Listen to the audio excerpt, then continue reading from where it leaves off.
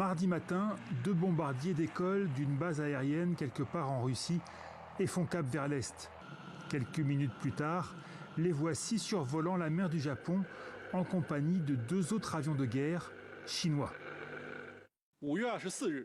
Le 24 mai, les forces aériennes chinoises et russes ont effectué une patrouille stratégique aérienne conjointe de routine. Il s'agit de la 4e patrouille stratégique menée conjointement par les forces aériennes des 2 pays depuis 2019. Cette action n'est pas dirigée contre une tierce partie. Elle n'a rien à voir avec la situation internationale et régionale actuelle. Les bombardiers ont bien pris soin de ne pas entrer dans l'espace aérien du Japon. Mais à Tokyo, en plein sommet du Quad entre Washington et ses alliés régionaux, personne ne croit à une coïncidence.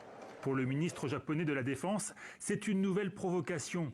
Qu'un tel exercice conjoint, dit-il, ait lieu entre Pékin et Moscou en pleine invasion de l'Ukraine ne peut être perçu que comme une démonstration de force. À Washington aussi, on prend l'avertissement au sérieux. Cet exercice a probablement été planifié bien à l'avance par les 2 pays et la décision de Pékin de coopérer ainsi avec Moscou, alors que la Russie poursuit son invasion de l'Ukraine et que le Kremlin tient une rhétorique nucléaire dangereuse, démontre que le partenariat sans limite dont ils ont parlé dans leur communiqué commun est bien vivant.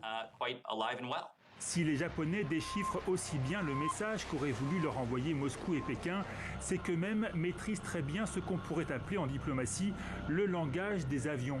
Le Japon a des différends frontaliers avec ses 4 voisins, Chine, Russie, Corée du Sud, Corée du Nord, et fait régulièrement voler ses avions de chasse pour signifier qu'il entend bien défendre son espace aérien.